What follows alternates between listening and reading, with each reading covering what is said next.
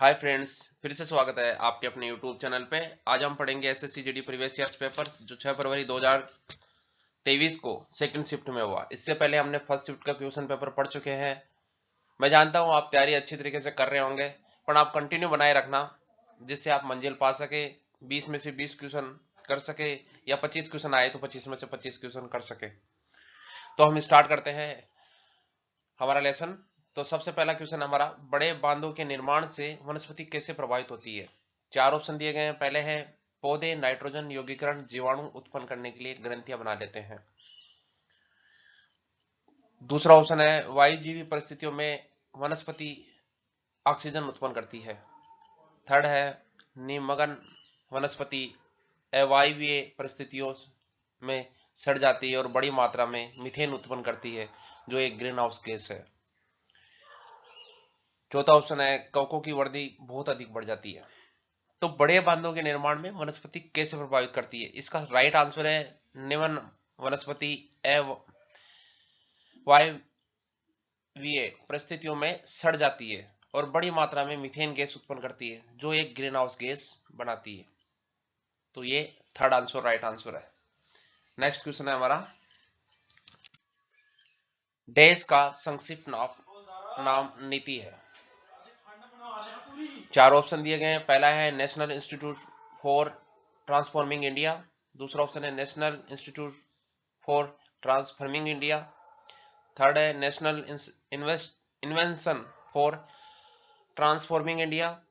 Fourth है National Institute of telecommunication of India. तो right answer क्या है, National Institute of Transforming India. First answer right answer है। नीति आयोग क्या है, नीति एक संस्कृत शब्द है जिसका अर्थ है नैतिक मार्गदर्शन और नीतियां बनाना। इस सार को ध्यान में रखते हुए 1 जनवरी, कब, 1 जनवरी 15 को, कब, 1 जनवरी 15 को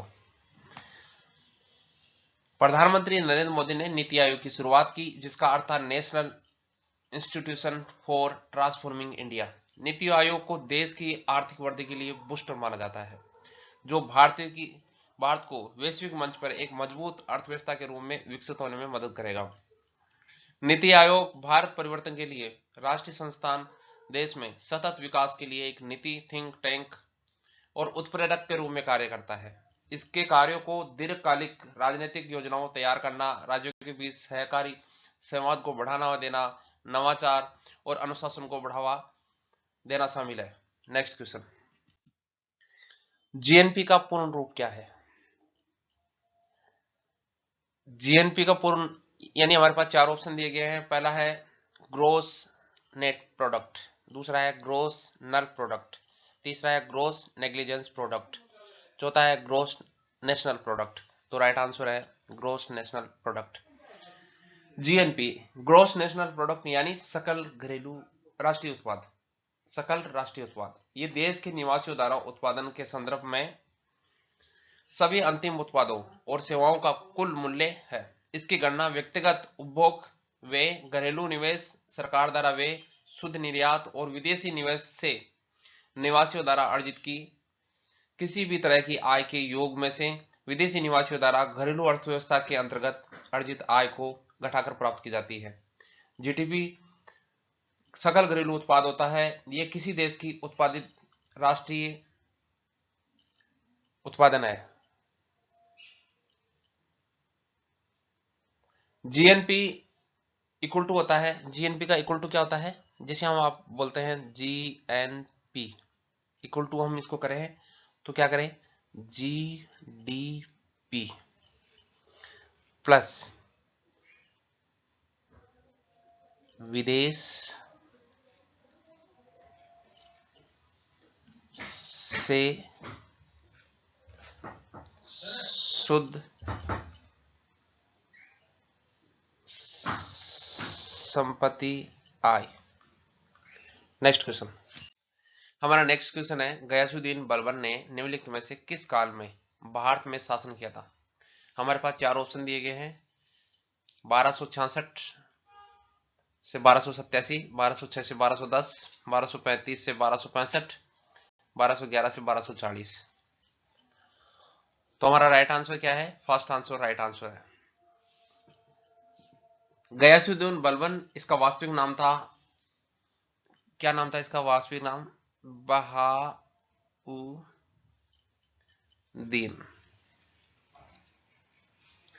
क्या था? बहाउद्दीन। ये 1266 से लेकर 1287 तक उन्होंने राज्य किया, शासन किया, और ये गुलाम वंश का एक शासक था। नेक्स्ट क्वेश्चन, वर्गों में बैठे हुए खो खो खिलाड़ी क्या कहलाते हैं? रनर, एक्टिव चेसर, चेसर और ब्लॉकर्स। तो राइट आंसर क्या है? चेसर। जो वर्गों में बैठे हुए खिलाड़ी होते हैं वो क्या कहलाते हैं? चेसर।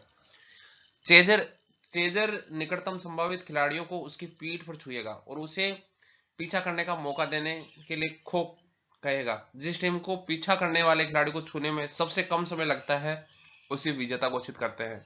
रनर या चेजर का फैसला ठोस से होता है। पीछा करने वाली टीम का कप्तान निर्धारित समय पहले से ही टर्न समाप्त कर सकता है।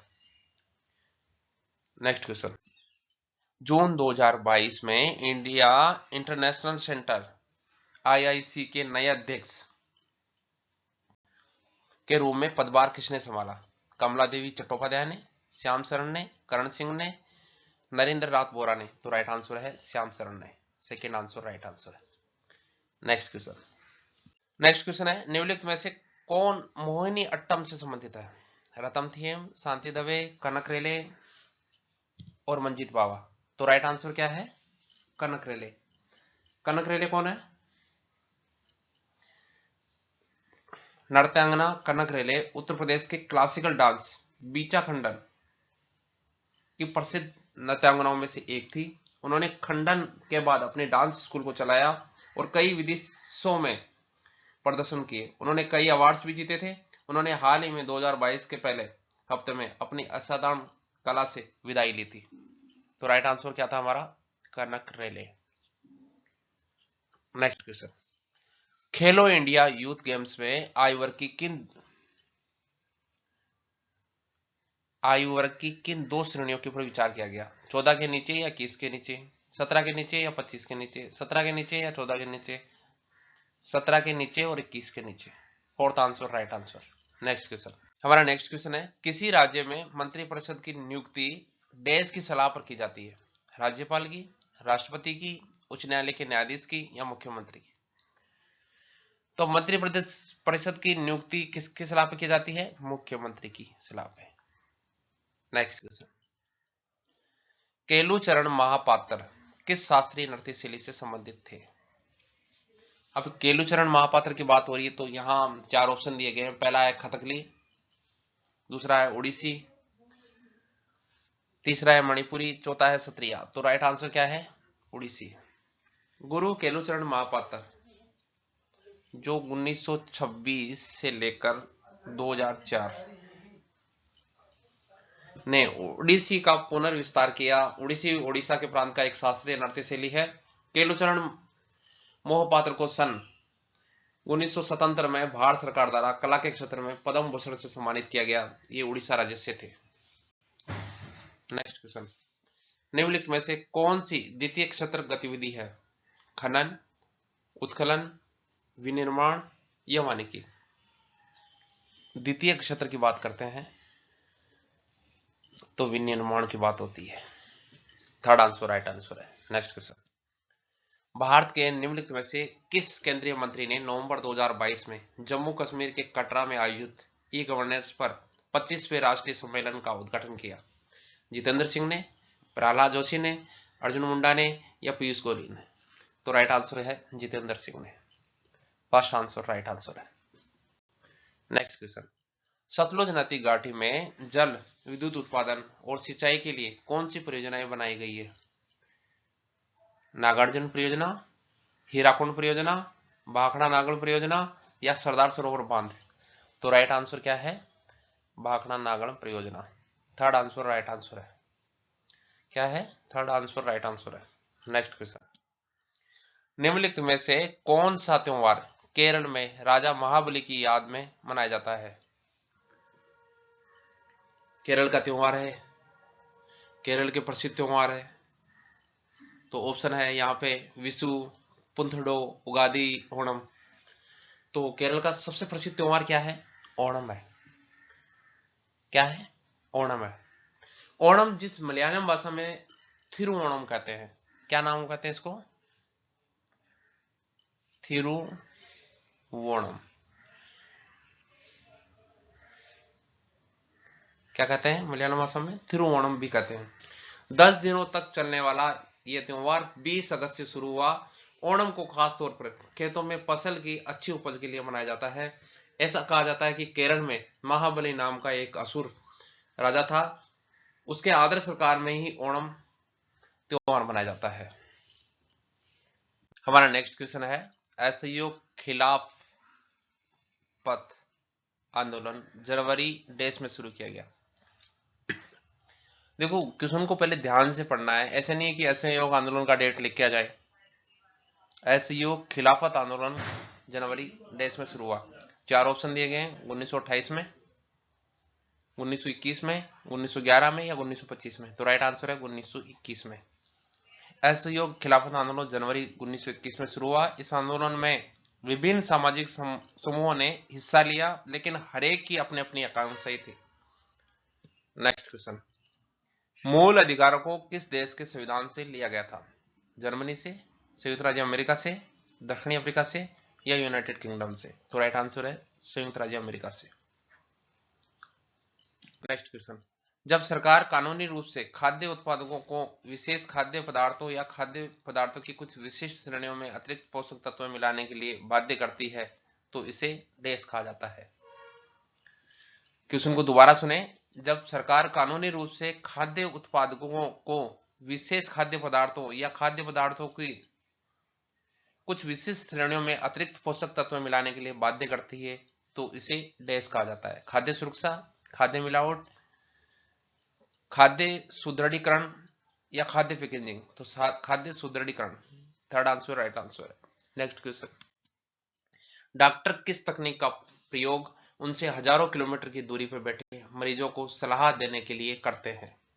टेलीपोर्टिंग, टेलीकॉमर्स, टेलीसेलिंग या टेलीमेडिसिन। तो राइट आंसर है telemedicine. Fourth answer right answer है। नेक्स्ट क्वेश्चन है हमारा, निम्नलिखित में से किसने सितंबर 2022 में भारत जोड़ो यात्रा की शुरुआत की? अरविंद केजरीवाल ने, अमित शाह ने, राहुल गांधी ने और अकबरुद्दीन ओवैसी ने। तो राइट आंसर है राहुल गांधी ने। ये कांग्रेस पार्टी के द्वारा शुरू की गई एक यात्रा थी।